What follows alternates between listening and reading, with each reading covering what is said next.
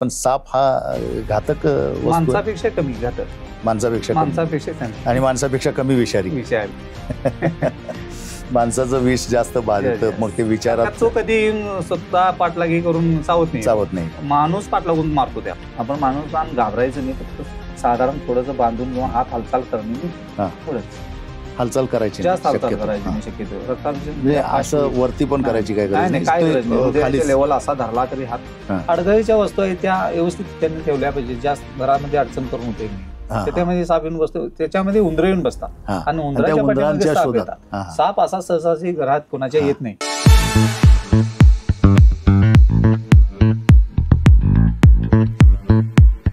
नमस्कार, मी साईनाथ सावंत आणि आपण पाहत आहात नॉलेज गेन फाउंडेशनचा एक नवीन एपिसोड, ज्याच्यामध्ये आज आपण गप्पा मारणार आहोत एका अशा व्यक्तीशी ज्यांना सर्पमित्र म्हणून इथं संबोधलं जातं, श्री संतोष कुंभार सर.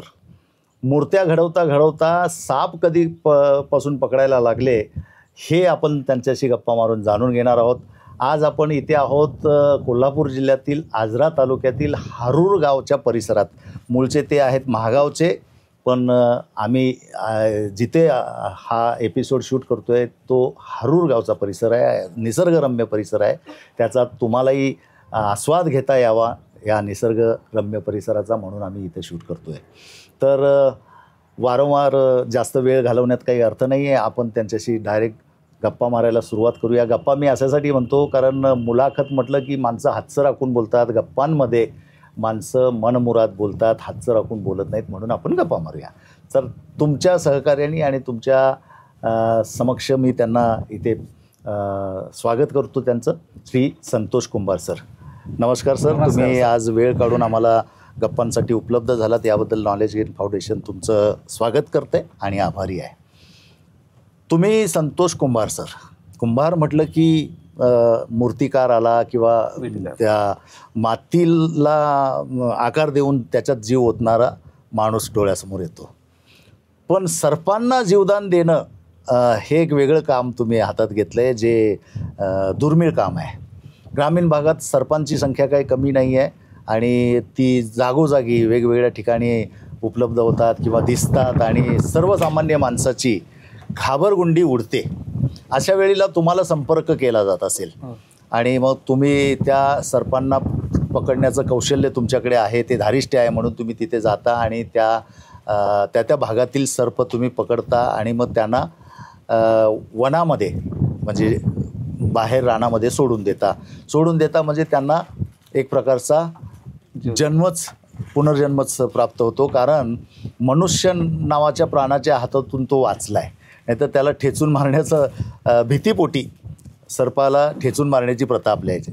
तुम्हाला हे सर्प पकडण्याचं ही आवड निर्माण झाली किंवा हे वेळ लागलं म्हणूया किंवा ते करावं असं वाटलं, हे वयाच्या कोणत्या वेळी तुम्हाला या क्षेत्राकडे आकर्षित झालात तुम्ही, आणि त्याच्याबद्दल थोडीशी माहिती द्या आणि स्वतःबद्दल पण थोडीशी माहिती आमच्या प्रेक्षकांना मिळू द्या. नमस्कार सर, मी प्रथम तुमच्या फाउंडेशनचं आणि तुमचा आभार मानतो की माझ्या कार्याची दखल तुम्ही घेतला, त्याबद्दल तुमचं आभार आहे.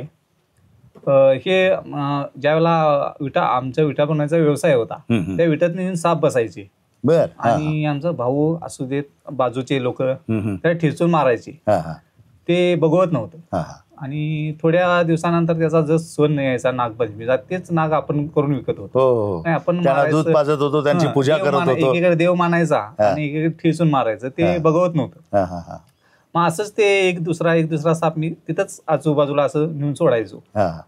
त्यातून ओढ झाली की त्यावेळेला ह्या मोबाईलचं वगैरे हे जास्त नव्हतं. 2011 सालापासून जॉग्राफी चॅनेलवर मी त्या सापांची अगोदर माहिती घ्या हळूहळू ओढ निर्माण झाली. त्यांना जीवदान देता नॅशनल जॉग्राफीवर मी त्या सापाविषयी कार्यक्रम असायचे ते पाहायचो.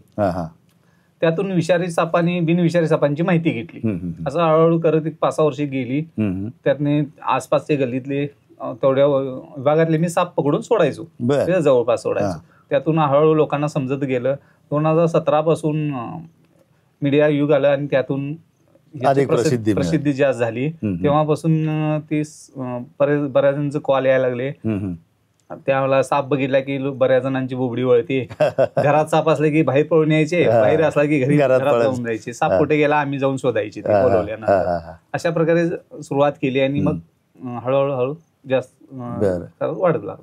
मग सर्पमित्र ही पदवी तुम्हाला मिळाली एका अर्थाने, किंवा लोक सर्पमित्र म्हणून ओळखायला लागले की कसं? होय, गावच्या भाषेत साप पकड्या म्हणून ओळखायला लागले. सर्पमित्र म्हणून ओळखायला लागले. 2017 पासून ह्याच्यात जास्त इंटरेस्ट निर्माण झाला आणि ते लोकांना एवढ्या पंचक्रोशीत तुमचं नाव प्रसिद्ध आहे. पंचक्रोशीमध्ये कोणाकडे सगळ्यांना माझे नाव माहिती आहे, नंबर माहिती आहे, सगळं माहिती आहे. अच्छा अच्छा. ते लगेच दिसला की कॉल करतात, बोलवतात. बरं, मग हे साप पकडण्याचं काही विशिष्ट प्रशिक्षण घेतलं की तुम्ही पकडताच सगळ्या गोष्टी शिकून घेतल्या? प्रशिक्षण असतं, पण मी प्रशिक्षण घेतलं नाही. मी सांगितलं तसं जिओग्राफी चॅनेलवर मी माहिती घेतली, पाहिलं, विषारी बिनविषारी सापांची माहिती घेतली. ते बघून एक एक माझ्या त्यांची तिथं पकडण्याची पद्धत वगैरे तुम्ही अभ्यासली? मग पूर्ण जगामध्ये जेवढे सर्पमित्र आहेत त्यांना हातामध्ये स्टिक वगैरे काय तर असायचे, पण मी नेहमी काठीवरच पकडायचो. बर. एक काठी मला मिळाली की झालं, साप पकडलं. ते कौशल्य तुम्ही मी स्वतःच्या एक्सपिरियन्सवरच ते आत्मसात केलं? होय. क्या बात आहे, जबरदस्त.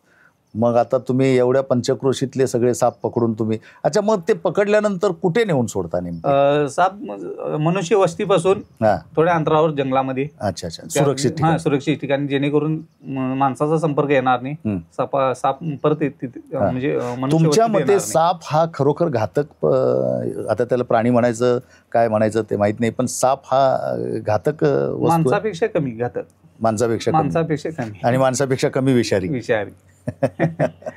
माणसाचं विष जास्त बाधतं, मग ते विचारात तो कधी स्वतः पाठलागी करून चावत नाही. माणूस पाठलागून मारतो त्याला, आणि त्याच्यापासून धोका कमीच आहे.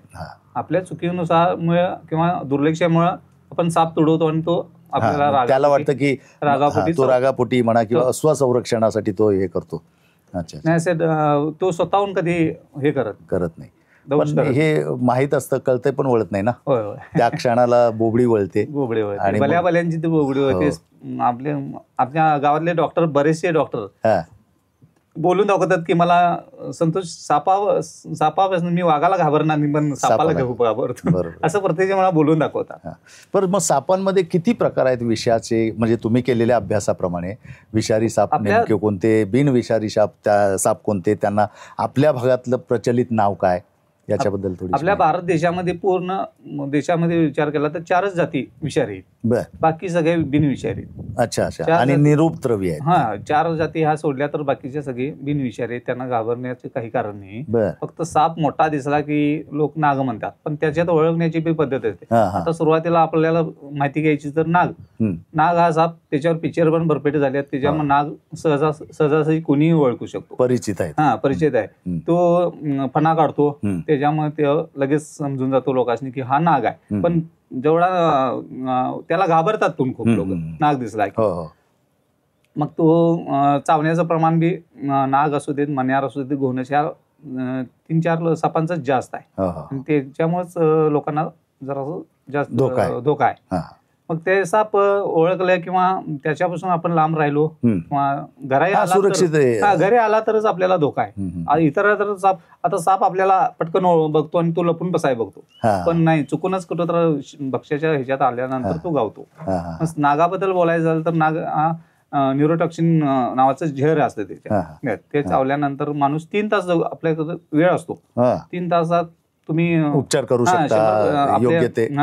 सरकारी दवाखाना घातला तर माणूस जगू शकतो. त्याच्याकडे प्रतिबंधित लसी किंवा हे आहेत, इंजेक्शन्स आहेत. त्याच्यामुळे मग घाबरायचं काही गरज नाही सापापासून. पण हे बऱ्याचदा माहितीमुळे, अपुऱ्या माहितीमुळे सुद्धा माणसं घाबरतात. नाग आणि हा मण्यार याच्याकडेच फक्त न्यूरोटॉक्सिन हा झेर आहे. नागापेक्षा दुप्पट तिप्पट झेरीला मण्यार आहे. देशात एक नंबरचा मण्यार नाग, झेरीचा. त्याच्यानंतर घोणस चावल्यानंतर कसं रक्त गोटत जातं, पण त्याचं प्रमाण असं म्हणजे चावण्याचं जास्त प्रमाण नाही आहे. आणि म्हणजे जाणून बुजून असं चावून काही नाही. म्हणजे हे 3-4 प्रकारचे जे साप आहेत ते विषारी. 4 नाग, घोणस, मण्यार आणि कोरसे. फुरसे पुरसेचं कोकणात प्रमाण जास्त आपल्याकडे कमी प्रमाण आहे, कोकणात त्याचं प्रमाण जास्त आहे, इकडे चुकूनच दिसतो. मण्याचं पण प्रमाण एकदम कमी आहे. फुरसं हे आकाराला कसं मोठं लांब पुरसा 1.5 फुटच जास्तीत जास्त म्हणजे लहान आहे, लहान असतो. आणि घोणस हा अजगर समजतात घोणसला, तिथे जाड असतं. त्याच्यावर गोल गोल चट्टा असणारा एकमेव साप की घोणस, ओळखण्यासाठी सोपा गोल गोल चट्टा असणारा घोणस, त्याच्यावर ओळखून जाईल. ह्या 4 जाती ओळखल्या तर बाकीचे बिनविषारी साप आहेत, घाबरायचं काही कारण नाही. आणि मग ते बिनविषारी साप सुद्धा तेवढंच अटॅक करतात माणसाला. होय, कसं आहे, त्याला पण राग असतो, तोडवला किंवा त्याला काहीतरी इजा झाली तरच चावते. मुंगीला पण राग हो, त्याच्यामुळे चावला आपल्याला ओळखता आलं पाहिजे. आपल्याकडे आपल्याला कुठल्या सापाने चावलंय आणि आपल्याकडे अडचण एकच आहे की शेतकऱ्यांना साप बऱ्याचपैकी ओळखत नाही आणि जास्तीच्या शेतकरी साप. मला एक सांगा, आता एखाद्या व्यक्तीला साप चावला आणि तो बिनविषारी आहे, पण त्याला माहित नाही ना की मला साप चावला आणि गेला पडून, एवढं त्याला माहिती आहे आणि तो गेला डॉक्टरकडे. आता तो बिनविषारी साप आहे, पण डॉक्टरनी ते विष उतरण्याचं इंजेक्शन दिलं, तर याचे काही विपरीत परिणाम होत असतील? नाही, त्याला साप डॉक्टरना सांगावा लागतो कुठला पद्धतीचा साप आहे, कुठल्या पद्धतीचा. मग चावणाऱ्यांना थोडंफार तरी त्यांचं वर्णन सांगितलं पाहिजे डॉक्टरांना, अशा पद्धतीने अशा पद्धतीने, मग डॉक्टर त्या पद्धतीने देतात. नाहीतर चुकून तो बिनविषारी असायचा आणि विषारी चावलाय असं समजून ते इंजेक्शन दिलं तर उलट त्या झालं तर काय एवढं होत नाही. पण विषारी साप चावला आणि बिनविषारीचं हे जर का दिलं म्हणजे बिनविषारीसाठी आणि वेगळं इंजेक्शन असतं म्हणून त्यांना हे देतात वेदनाशमक वगैरे. ते बिनविषारीवाल्याला जर का घोणसचा विष नागाच्या वेळेला दिलं ते उतरत नाही. अच्छा, ते पण आहे, म्हणजे त्याच्यात पण वेगवेगळे. घोणसचा चावला तर ते घोणसची ट्रीटमेंट वेगळीच, नागाची ट्रीटमेंट वेगळी, कारण न्यूरोटॉक्सिन आणि ह्युमोटॉक्सिन वेगवेगळे विष आहे. बरं, त्याच्यामध्ये वेगवेगळी ट्रीटमेंट करावी लागते. मग वेळ जातो ना आपला, वेळ. मग डॉक्टरांचे ज्यांच्या घरात साप चावले त्यांनी फोटो मारतात, मला पाठवतात, हा साप विषारी आहे की बिनविषारी सांगा. मग मला पेशंट पण जावं लागतं, कारण का लक्षणं पण बघायला त्यांना नाही त्यांना समजून सांगायला, याच्यापेक्षा मोठा साप मला चावलाय, मला काही झालं, मी आज दर्द. थोडासा सायकोलॉजिकल एकदम मॉरल सपोर्ट पण द्यावा लागतो. बरोबर आहे की बाबा भीतीपासून त्याला चावलाय ज्यावेळेला साप, त्यावेळेला मी दवाखान्यात नवीन होतो, सुरुवातीलाच मला साप चावल्यामुळे डॉक्टरांना विचारलं, डॉक्टर म्हणाले तू 100 खाट घाल, म्हणजे सरकार दवाखाना. म्हटलं बिनविषारी धामण साप चावला आहे, तर नाही तू जा. आता म्हटलं काय तर किरकोळ होत असणार, म्हटलं जाऊया. गेलो, तिथं त्यांनी कंप्लेंट झाली, पोलिसांनी रिपोर्ट घेतलं, तिथं आता हलता येत नाही 24 तास. बरोबर. आता काय करायचं म्हटलं, 24 तास तिथं राहायलाच पाहिजे, ऑब्झर्वेशन ठेवतात. त्या 24 तासामध्ये 2 पेशंट आले दवाखान्यामध्ये, त्यांना घाम फुटला, साप चावलाय. मी तर फिरत होतो दवाखाना पुरा. त्यांना मी आधार दिला, काही होत नाही. मी जो साप चावलेला दाखवला, माझ्या हातात रक्त आलेलं दाखवलं, त्यांनी म्हणाले आणि घाबरतील म्हणून मी सुरुवातीला दाखवला आणि फक्त तोंडीच सांगितलं. त्यानंतर म्हणाले होय काय तुम्ही कसं फिरायला लागलाय? काही नाही होत म्हटलं, बिनविषारी साप असतोय, तुम्हाला वाटतंय की साप चावलाय, मी मरतोय का? काही होत नाही म्हटलं, तुम्ही बिंदास राहा. तुमची बीपी वाढली तर डॉक्टर कशावर ट्रीटमेंट करणार? बीपी वाढू द्यायचं नाही म्हटलं, निवांत रिलॅक्स राहा. बरोबर. मग त्यावेळेला मला सकाळी 7 वाजता कॉल आला सोहळ्यामधून. मग घरी पण समजलं की साप चावलाय, मग गावभर झालं साप चावलाय. मला घरातून फोन यायला लागले, आई तर घाबरली, स्वाभाविक आहे ना, आई सारखे फोन करत होती की. तर मला काय आलंय, मी भजनाला आलोय म्हटलं, निगुडग्याला भजनाला जायचंच होतं, घरात माहिती होतं, मी भजनाला आलोय. मी म्हटलं घरात चांगला व्यवस्थित आहे, तर साप चावलाय, कोण सांगितलं तुला? मी भजनात आहे. मग आता सकाळी दिसायला तर जायला पाहिजेत. सकाळी 7 वाजता कॉल योगायोग आला आणि आमच्या गावचा पेशंट एक तिथे होता. तो सकाळी रात्री आमची मुलाखत झाली, तो सकाळी 7 वाजता जाणार होता गावी. ठीक आहे म्हटलं, त्याला कॉल लावला 7 वाजता कॉल आल्यावर मला की तू मागावला चाललायस का? माझी गाडी मागावतोच होती. तर होय चाललोय मी. ठीक आहे, मी यायला लागलो होतो. नर्सला सांगितले की मी खाली आमचा पेशंट आहे आणि मी जरा भेटून येतो. चुकीचं केलं मी ते, पण नंतर मला खटकलं. गेलो, त्याच्या गाडीवर बसलो, साप पकडला. घरात पण दिसायला पाहिजे ना, घरात दिसलो. मोठ्या भावाची मुलगी 12वीला निशीला सोडायचं होतं परीक्षेसाठी, तिला सोडलो. घरातली बी समाधान झाली. जे गावभर बोलत होते साप चावला त्यांना पण दिसलो. आणि परत दवाखान्यात गेलो तरी वेळ झाला. मग मॅडम ओरडले, डॉक्टर गेले, तुम्ही. मग पोलीस स्टेशनला कंप्लेंट झाली म्हटल्यानंतर प्रॉब्लेम होता ना, आणि तिकडे जाणार माझी हे. मग तुम्हाला काय प्रॉब्लेम नाही म्हटलं, काय मी निवांत आहे. ठीक आहे म्हणाले. मला लवकर सोडा आणि मुलगीला आणायला जायचंय निसर्ग. अशा पद्धतीने अच्छा अच्छा. म्हणजे सगळ्यांनाच त्यांना पण थोडंसं आश्चर्य वाटलं असेल, हा पहिला पेशंट आहे जो साप चावलाय तरी. मग त्यानंतरच मला कॉल येतात तिथून दवाखान्यातून की अच्छा, म्हणजे त्यांना कळलं की तुम्ही पण स्वतः साप असा साप. अच्छा, हा साप पकडताना चावला की पकडताना चावला. मला पण समजला नाही कसला होता, पण धामा नाही म्हणून त्यांनी सांगितलं. पण आम्ही सांगितलेल्यावर विश्वास ठेवत प्रत्यक्षात ज्यावेळेला आम्ही बघू त्यावेळेलाच ते विषारी आहे बिनविषारी हे अगोदर बघावं लागतं, तरच मग धाडस करायचं. म्हणजे सर्पमित्र म्हणून येताना इतकं सोपं नाही आहे. स्वतः साप चावलाय म्हणजे त्याचा पण एक वेगळा अनुभव तुम्ही घेतला. म्हणजे साप चावल्यानंतर नेमकं काय वाटतं, म्हणजे कसा तो दंश, आता तुम्ही अनुभव घेतलाय म्हणून विचारतोय. साहेब मला बिनविषारी चावला, त्याच्यामुळे मला काय एवढं ते जाणवलं, फक्त काहीतरी टोचल्यासारखं जाणवलं. एक धनुर्वातावरलं टीटीचं इंजेक्शन. नाही, पण ती जी वेदना होती मला फाटली पूर्ण, हे फाटलं होतं. त्यांना मी दाखवायला गेलो, त्या ज्याच्या घरात साप आला होता त्याला ते साप आहे, त्याने रागात पकडलं, कारण त्याच्या शरीरावर पाय पडलेला होता त्या मालकाचा, लांब असा साप होता. मी त्याला दाखवायला गेलो, त्याला कळ आले पण तो तोंडातच माझं. त्याच वेळात मी असं फोडलं होतं त्याला, ही पेर पूर्ण फाटली आणि पूर्ण हात रक्तानं मागला. त्याचं दात पण आलं का त्याच्या? हे अजून ते हे आहे, दात नाही आला, माझा हात फाटला. असं म्हणतात की त्याने दात हे केलं की दात पण निकळतो त्याचा वगैरे. नाही. मग तिथल्या महिला ज्या होत्या त्या घाबरल्या, महिला ज्या घाबरल्या आणि ते रक्त बघून मग ते गावभर झाले की साप चावला. रक्त बघून त्यांना वाटलं त्यावेळेला सापडलाच नाही. साप पकडला, पिशवी घातला, सगळं तरी पण त्यांना माहिती दिली, काही होत नाही. त्याच वेळेला तशाही अवस्थेत पाणी घेतला आणि हात धुतला अगोदर, महिला घाबरल्या, बांधून घेतला हात. नाही काय केलं नाही, मला माहित होतं की बिनविषारी आहे. म्हणजे तुम्ही त्याला पकडलाच होता. मग मला हे माहित नव्हतं की दवाखान्यात गेले की 24 तास सोडत नाही. त्याला अनुभव घेतला. त्या सापाच्या कानात 4 शिव्या घातल्या की नाही? थोडा वेळ थांबायचं. 2 होते, दोन्हींना पकडले. 2 साप होते. मिलन कालचा त्यावेळेला 2 एकत्र येतात. मग त्यावेळेला दोन्हींना पकडले आणि सुरक्षित सोडून दिलं.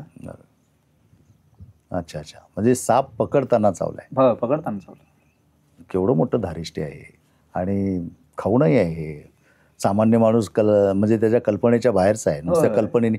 आता ते व्हॉट्सअपवर एक गोष्ट फिरते की काही वैज्ञानिकांनी मानसशास्त्रावर प्रयोग करण्यासाठी की मनाला जर एखादी गोष्ट भिडली तर त्याचे दुष्परिणाम कसे दिसतात, परिणाम.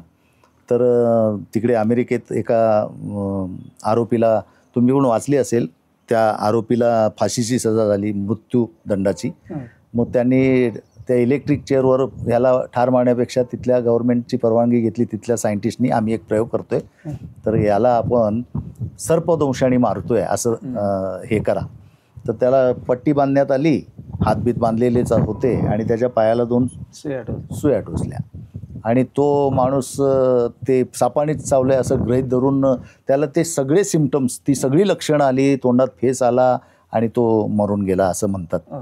तर बऱ्याचदा विषारी नसलेली गोष्ट किंवा कल्पनेनी भूत कसं जन्माला येतं, कुठेतरी आपला कपड्याचा हे अडकतो आणि आपल्याला वाटतं खेचलंय, तिथून त्या भूताची कहाणी जन्माला येते. तसं म्हणजे कोकणात बऱ्याचशा सावलींना आपण हे करतो तसं सापाच्या बाबतीत सुद्धा माणसं बऱ्याचदा घाबरूनच जास्त, म्हणजे बिनविषारी सापाने दंश केला तरी घाबरून बरेच मरत असतील असं मला वाटतंय.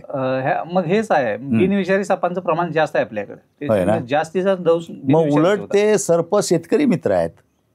कारण त्यांची उपस्थिती त्या शेताला हानी पोहोचवणाऱ्या त्या उंदरांपासून, उंदरांना खाऊन आणि हे करून शेतकऱ्यांना मदतगार आहेत. पण तोच शेतकरी मारतोय त्यांना. तेच समजत नाही त्यांना. अगोदर बिनविषारी विषारी यातलं फरक समजल्यामुळं न समजल्या मारतात ते. मग हे बिनविषारी साप जास्त दंश होतात, भिवून माणसं मरतात. बऱ्याच लोक बिनविषारी सापान पिऊन मेले. त्यांना काय साप चावला एवढंच मनात राहिले. तुम्ही म्हटला तसं साप चावलाय मला, काय होते काय की. मग तशा प्रकारे मी दवाखान्यात 2 पेशंटांना घाम सुटत होता, त्यांना मी आधार दिला. ते सावध, त्यामुळे ते पण वाचले एक प्रकारे. नाहीतर ते घाबरून चावला त्यांना माहित नाही, कशाला घाबरायला म्हटलं, मला माहित आहे म्हटलं कसला चावलाय, हा बघा म्हटलं. अच्छा, असं एक वेगळा प्रश्न असा की समजा मला विषारी साप चावलाय आणि तुमच्यासारख्या माणसांनी मला धीर दिला, त्या सूचना माझ्या अंतर्मनाला गेल्या, मी तुमच्या ह्याच्यावर विश्वास ठेवला श्रद्धेने, फालतू आहे, काय नाही होत, तर ते विष चढणार नाही म्हणजे तसा पण काही इम्पॅक्ट येऊ शकतो का? विष चढायचे त्या पद्धतीने चढतं. 3 तास वेळ असतो आपल्याकडे. हृदया पण विष यायला 3 तास वेळ. अच्छा, म्हणजे हृदयापर्यंत पोहोचल्यानंतरच तुमचा मृत्यू ओढवतो. मग 3 तास वेळ असतो. त्यावेळेला आपण घाबरणे नाही. घाबरल्यानंतर बीपी वाढल्यानंतर डॉक्टर बीपीचं तुमच्या इलाज करणार की विष उतरायचं. आपण धीर दिला, डॉक्टरला आपण सहकार्य केलं तर विष उतरतं. नाक जरी साप चावला तर माणूस मरतो. बीपी वाढल्यामुळे रक्ताभिसरण क्रिया तुमची फास्ट होते आणि मग ते लवकर पोहोचते. रक्त विष. अच्छा, काय काय प्रिकॉशन घेतल्या जातात किंवा साप चावल्यानंतर नेमक्या काय काय हे करायला पाहिजेत आमच्या ग्रामीण भागातील लोकांसाठी जरा सूचना द्या. म्हणजे प्रथम जे उपचार म्हणतात किंवा जी काळजी घ्यायला पाहिजे. चावलाय ठीक आहे, काय करायला पाहिजे? आता साप चावल्यानंतर सुरुवातीला काय करायचं? साप चावला ही खात्री करून घ्यायची. साप चावलाय ना तुम्हाला, तो मारायचा किंवा पकडायचा प्रयत्न करायचा नाही. जाऊ द्यायचा. जवळ आसपास कोण असेल त्यांना सांगायचं हो मला साप चावलाय. त्यांना सांगून प्रोसिजर फास्ट होते. दवाखान्यात तुम्ही हाय तसं जरी दवाखान्यात गेलात तरी तुम्हाला काय होत नाही. ते पट्टी बांधायला पाहिजे. ती पट्टी बांधायची बी पद्धत आहे. घट्ट दोरी बांधला, साप हाताला चावल्याने आपण थोड्या अंतरावर हे बांधला जाम, ते रक्त पुढे सरकण्याची क्रिया बंद होते, पूर्ण हात खराब होण्याची शक्यता असते. त्याच्यामुळे पूर्ण एकदम फिट पण बांधायचा नाही. रक्त साधारण जावं अशा पद्धतीने हे करायचं. आणि त्याच्यानंतर दवाखान्याला आपण जेवढं लवकर होता होईल तेवढं जायचं आणि घाबरणे नाही आणि हालचाल कमी करणे. म्हणजे ह्याच्यामुळे विष फास्ट शरीरात मिसळत नाही. आणि तुम्ही दवाखान्यात म्हणजे दवाखान्यातच शक्यतो जायला लागतं. तिथं तुम्ही जाऊन तुम्ही एक सापाचं वर्णन सांगितलं की डॉक्टर ट्रीटमेंट प्रतिबंध करणारं इंजेक्शन वगैरे त्यांच्याकडे अवेलेबल असतं. त्याच्यामुळे बरं, ही इंजेक्शन खास करून सरकारी दवाखान्यातच, खासगी दवाखान्यात खासगी जरी गेला तरी मग खर्चिक होतं, ते जास्त खर्चिक होतं. पण त्यांच्याकडे पण उपलब्ध असतीलच असं नाही, ते बाहेरून ठराविकच दवाखान्यात उपलब्ध असतात जे मोठी दवाखाने आहेत ते. मग पेशंट कसा सिरियस असेल त्याच्यावर मग ते पुढची बरोबर. पण मग सरकारी दवाखान्यामध्ये म्हणजे तालुका पातळीवरच्याच दवाखान्यांमध्ये असतात की प्राथमिक आरोग्य केंद्र जे आहेत तिथं पण अवेलेबल असतात? प्राथमिकला गाव लेवलला नसतात अवेलेबल, तालुका लेवललाच असतात, कारण त्याचा खर्च जास्त आहे. मग ते फास्ट सांभाळण्याचा खर्च. प्राथमिक आरोग्य केंद्रामध्ये गेला ना ते तुम्हाला पुढची प्रोसिजर फास्ट करतात. त्यांच्या स्वतःची अँब्युलन्स असती, ती फर्स्ट ट्रीटमेंट ती करतात. म्हणजे त्यांना पोहोचवण्याचं आणि हे म्हणजे रुग्ण नेण्याची जबाबदारी ते सांभाळतात. ते सुरुवातीची जी ट्रीटमेंट असते पहिली ती तिथं करतात आणि पुढे नेतात. त्याच्यामुळे हे होते. आणि ते चावल्या जागी कापून घेणे हे प्रकार केले जे ऐकून आहेत नाही, कापल्यानंतर ते दुसरा हे होण्याची शक्यता असते, प्रादुर्भाव होण्याची. ते कापून घेण्याची बी पद्धतीची शिरकट होणे शक्यता असते. त्याच्यापेक्षा ते करायचं नाही. आपण माणूस घाबरायचं नाही, फक्त साधारण थोडंसं बांधून किंवा हात हालचाल करणे नाही, थोडंच हालचाल करायची, जास्त हालचाल करायची नाही शक्यतो. रक्ताभिषेक असं वरती पण करायची काय गरज नाही, काय गरज नाही. हृदयाचा लेवल असा धरला तरी हात हृदयाभिषेक क्रिया स्लो व्हावी एवढंच. आणि मन स्थिर ठेवायचं, मन शांत राहिलंच मग. बीपी वगैरे काही वाढू द्यायचं नाही. मी जगतो एवढंच मनात ठेवायचं, मला काय होत नाही, खात्री बाळगायची. होय होय, कारण ती पण एक सूचना अंतर्मनाला जाणं गरजेचं आहे. खूप चांगली माहिती आहे. पूर्वी आमच्या गावात एकाला साप चावला होता, तर ती कोंबडी म्हणजे तुम्हाला माहिती असेल, कोंबडी त्या जखमेच्या ठिकाणी त्या कोंबडीला ठेवायचे, त्याचा मागीचा भाग, आणि म्हणे मग ती कोंबडी मरते मग तो जगतो असं वगैरे. हे असं अंधश्रद्धेचा भाग आहे की उपचाराचा भाग आहे? फिल्मी दुनियेने तयार केलेल्या सगळ्या ह्या हे आहेत. आता विष तोंडाने ओढणे ते पण फिल्मी दुनियेने तयार केलेलं आहे, थोतांडच सीन आहे. ते चुकीच आहे, ते होतच नाही, शक्यच नाही. म्हणजे असं चूस म्हणजे ओढून केला तर त्याला पण विचारणार ना, करून तर काय उपयोग आहे त्याचा? त्याच्यामध्ये ते ओढून थुंकणं वगैरे हे जे काही प्रकार आपण बघतोय त्याच्यामध्ये ते चुकीचं आहे. अच्छा अच्छा. जे एकूण साप या गोष्टीबद्दल अनाठायी भीती आहे, याच्यामध्येच लोकांचा जास्त मृत्यू ओढवतोय. प्रत्यक्ष चावल्याने मृत्यू ओढवण्यापेक्षा भीतीमुळे मृत्यू ओढवतोय.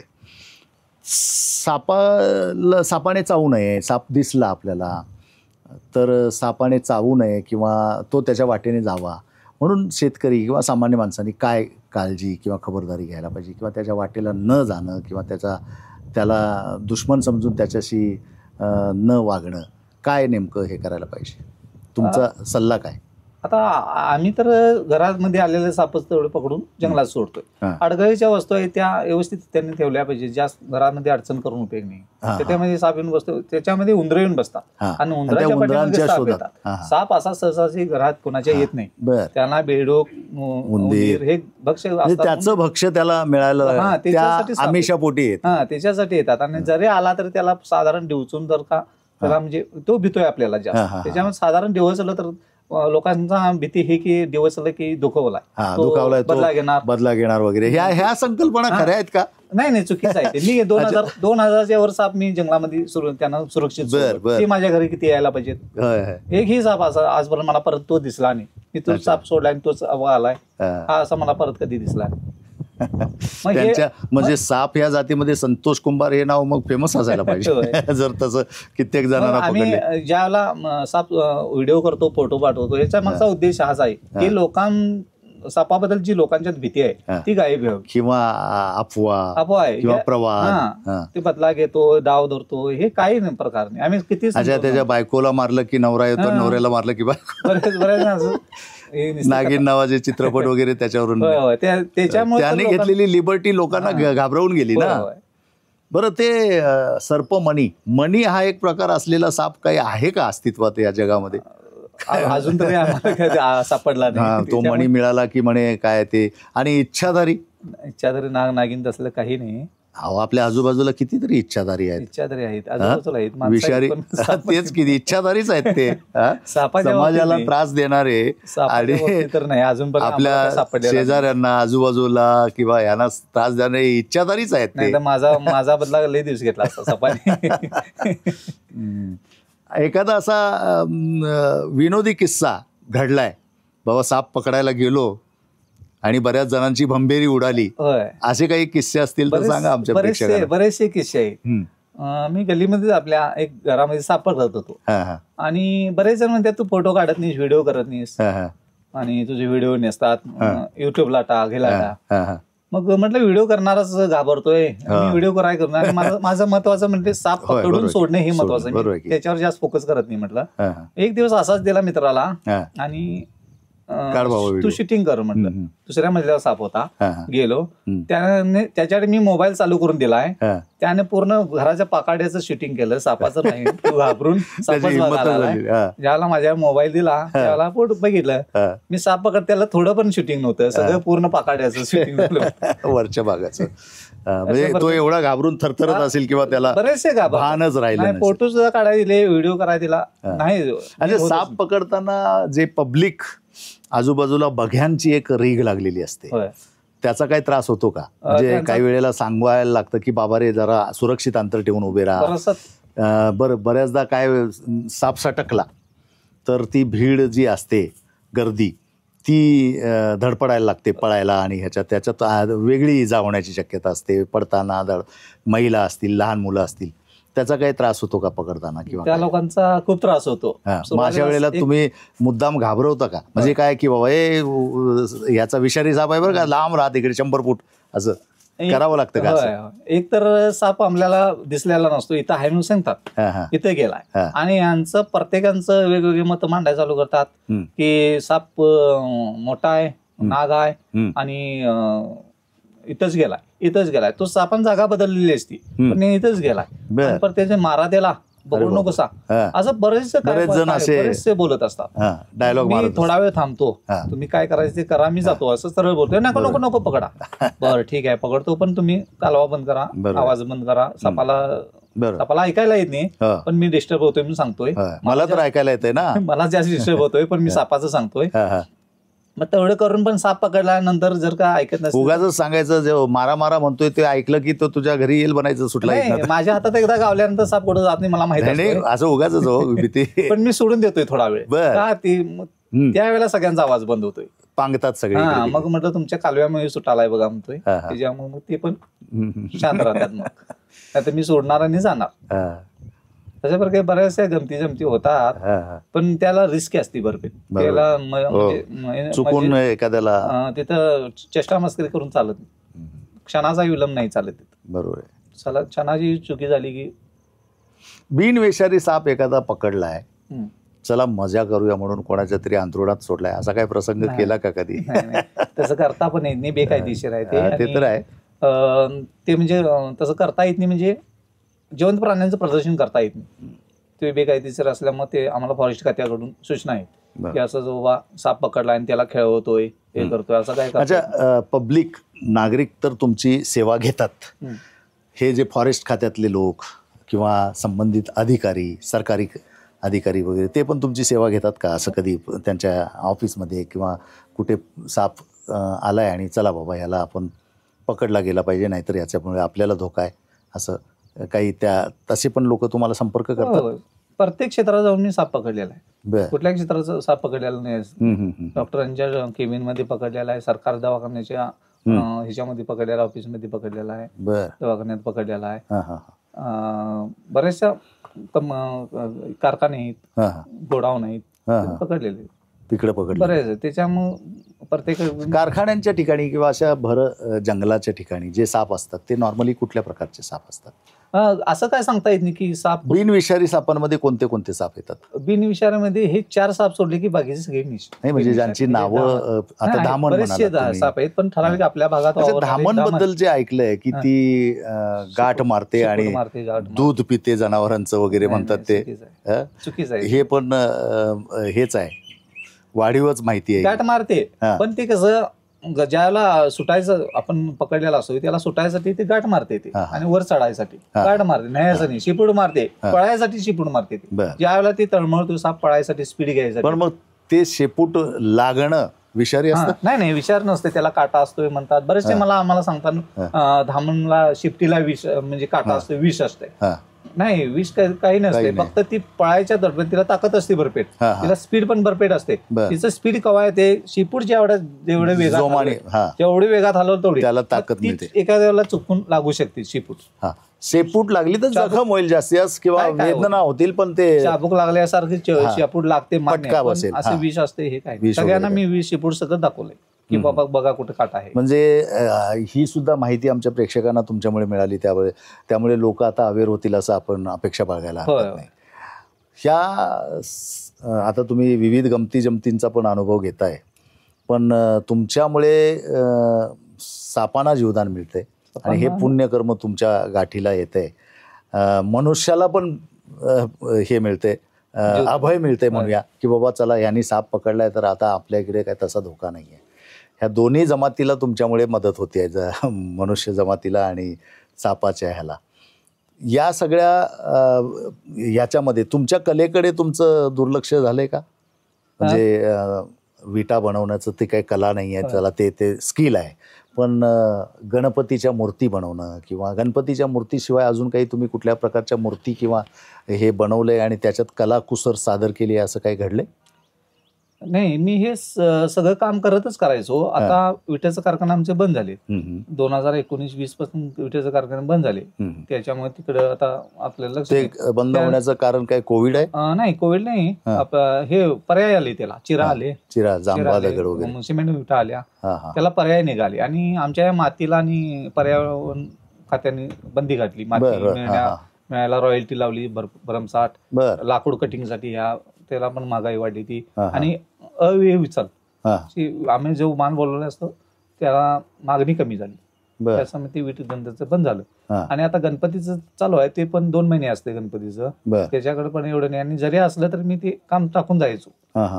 तिथं जे साप जे आलाय तिथं मी जाणं गरजेचं असायचं, कारण जीवाला धोका असायचा सापाच्या बी आणि माणसाच्या बी.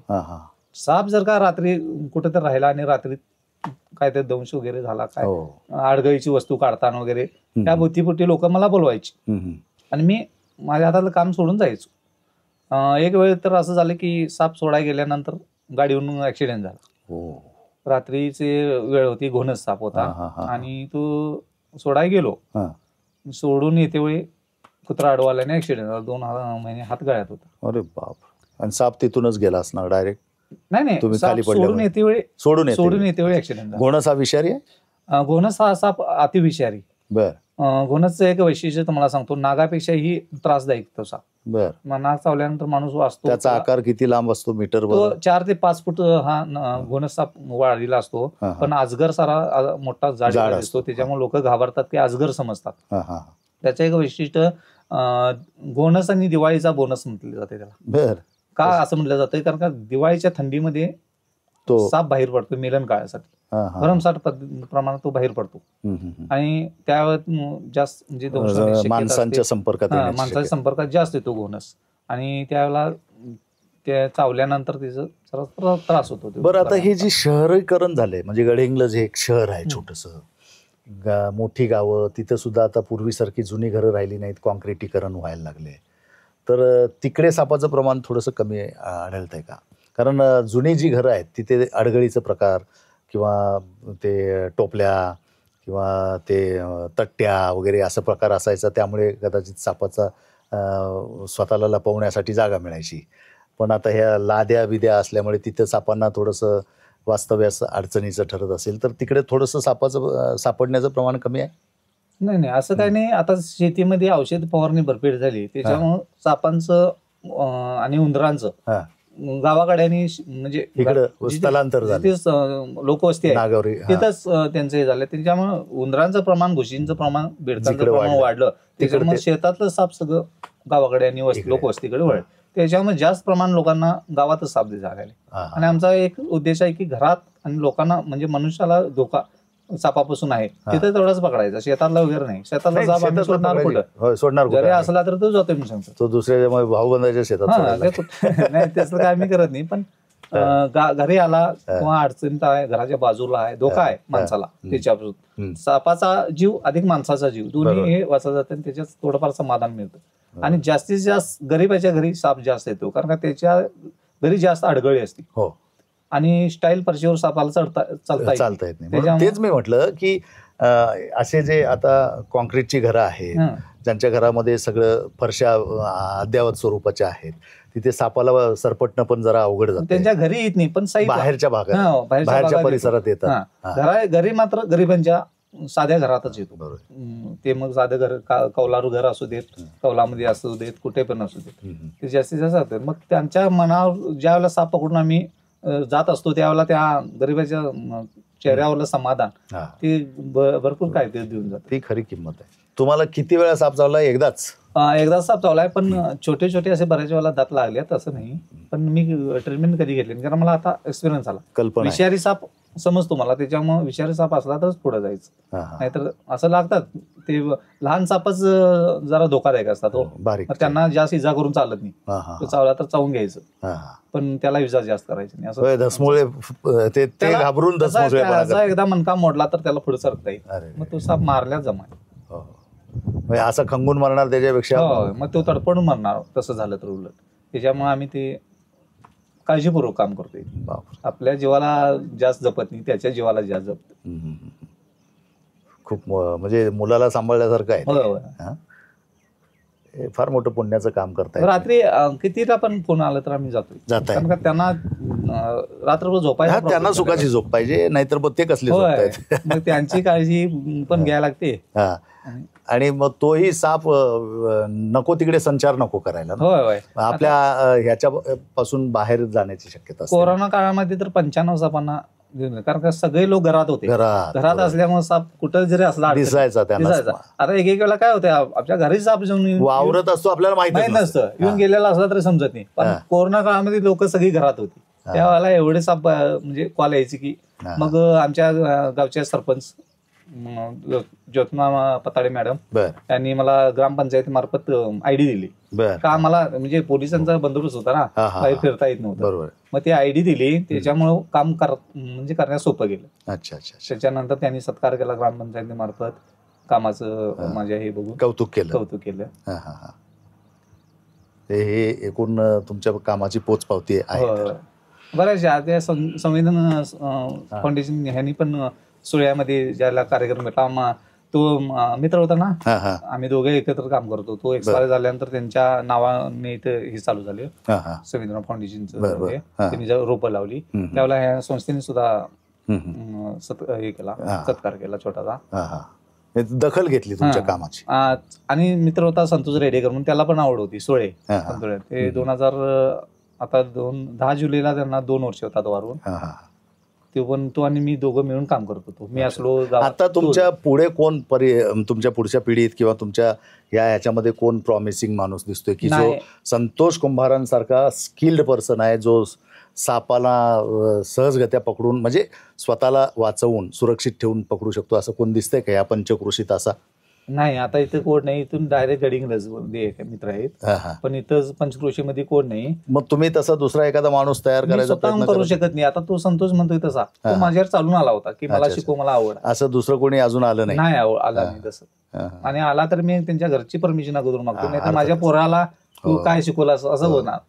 कुठे काम ते बरोबर आहे की. आणि त्यांना अतिउत्साही करून चालत नाही. पब्लिक जमा झालाय आणि मी हिरोगिरी करतो, नाही चालत. त्याचं काही प्रशिक्षण कुठे मिळत असेल तर आपल्या परिसरात चालू करता येण्यासारखं आहे?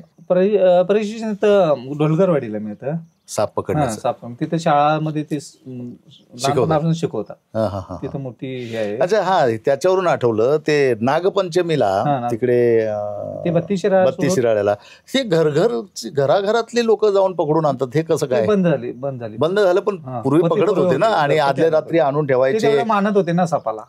घरपती एक साप आणून आदल्या दिवशी आणून त्यांची प्रदर्शन करायचे, मिरवणूक काढायची, पूजा करायची, सगळं काय असेल. तसं डोलगरवाडीला पण मग त्या गावातल्या लोकांना भीती नाहीच, म्हणजे ते पकडण्याचं स्किल त्यांनी कौशल्य प्राप्त केलं होतं. परंपराच होती पूर्वीपासून. त्यामुळे घरातले सगळे बाप मुलाला शिकवायचा, मुलगा मुलाला शिकवायचा, असं काही इतिहास माहिती. पण ह्याला घरातून पै पाहुण्यातून विरोध भरपेट होते. मी पण बऱ्याच शिव्या केल्या घरातून, कशाला येणार लागलास म्हणून. पण नंतर लोक कौतुक जसं करत असे, म्हणजे घरचं पण नाव लोक घ्यायला आणि त्यांना पण बरं वाटायला. म्हणजे आता हा तुमचं कार्यक्षेत्र कुठपर्यंत आहे? महागाव पासून ते एवढ्या मला आजऱ्यापर्यंत कॉल येतात, पण आजऱ्याला जाऊन मी पकडू शकत नाही, तेवढा वेळ साप राहत लांब. ते 10-15 इकडे कुठपर्यंत नेसरीच्या आसपास? मी शंकेश्वरच्या पुढं, शंकेश्वरच्या पुढे 4 किलोमीटर 4-5 किलोमीटर अंतरावर पकडलेले. तिथं मी पण अंतर खूप आहे. होय, पण कसं झालं, इथं गावात आमच्या मित्र असल्यामुळे तो त्यांच्या घरी साप आला होता आणि तिथं जवळपास कोण नाही पकडणारा. तो म्हणा, रात्रीची गोष्ट आहे, 2 वाजता. तो रात्री 2 वाजता मला आला उठवत, आणि असं घरात साप आहे आणि तू कुठं जात नाही, बसला एका देवळीत.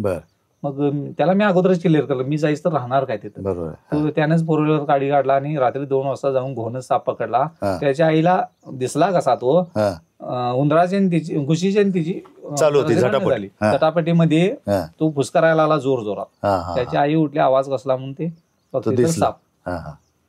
त्याने घुशीला पकडलं होतं? नाही, पकडलं नव्हतं. घुस गावात, घुस मोठी आहे ना, मोठी गावात. त्याच्या मग त्याला 2 त्यांच्याच घरी दुसऱ्या वेळेला परत तिथं जवळपास कोण नसल्या, मग मारणारा कोण नसला तर मग बोलवतात. मारणारा असला की मग मारून टाकतात. तर हे होते संतोष कुंभार सर, ज्यांच्याबरोबर आपण सापांच्या वावराविषयी गप्पा मारल्या. अजून खूप काही सांगण्यासारखं असेल त्यांच्याकडे, पण वेळेचं बंधन असल्यामुळे आपल्याला थांबावं लागतंय. साप हा मनुष्याचा शत्रू नाही आहे, पण भीतीपोटी आपण त्याचा वध करतो म्हणूया, आणि आपण ते एक पाप आपल्या माथी घेतो. सर्पमित्र म्हणून ते प्रसिद्ध आहेत या परिसरात. त्यांचा नंबर आम्ही देतोय, नाव आणि नंबर. तुम्हाला कधी कुठल्या सापाचा असा त्याने तुम्हाला दिसला आणि तुम्हाला वाटतं की त्याला पकडून योग्य जंगलात सोडलं पाहिजे, त्याला जीवदान दिलं पाहिजेत, तर तुम्ही त्यांना फोन करू शकता. आत्ताच त्यांनी सांगितलं की आम्ही पैशासाठी हे करत नाही, एक कर्तव्य भावनेने करतो, आणि एवढ्या परिसरात ते एकमेव आहेत. तर तुम्हाला त्यांचा लाभ घेऊ शकता. आणि तुमच्या घरात किंवा परिसरात साप आढळला, घाबरून जाऊ नका, पण योग्य ती काळजी घ्या आणि त्यांना संपर्क करा. अशा विविध क्षेत्रात काम करणाऱ्या लोकांना तुमच्यासमोर आणण्यात आम्हाला विशेष आनंद होतो आहे. पण तो आनंद तेव्हाच टिकून राहील जेव्हा तुम्ही आमच्या चॅनेलला सबस्क्राईब कराल, शेअर कराल, लाईक कराल, आणि आमचा उत्साह द्विगुणित करण्यासाठी चांगले कॉमेंट्स द्याल. तेवढं तर आम्ही तुमच्याकडून अपेक्षा ठेवू शकतो की नाही. जाता जाता एक तुमच्या कामाची गोष्ट, अन्न वस्त्र निवारा यापैकी वस्त्र ही गरज भागवणं ही खर्चाची बाब न ठरता उत्पन्नाचा मार्ग ठरला तर समजून घ्यायला आवडणार नाही का? समजून घ्या. खाली नंबर दिलेला आहे नॉलेज गेन फाउंडेशनचा. त्यांच्याकडून समजून घ्या आणि जर तुम्हाला वाटलं तर त्याचा लाभ घ्या. पुन्हा एका चांगल्या महानुभावांना भेटण्यासाठी आता थांबणं आवश्यक आहे, म्हणून परत भेटण्यासाठी आता थांबतोय. धन्यवाद. तुम्ही वेळ दिलात त्याबद्दल. धन्यवाद.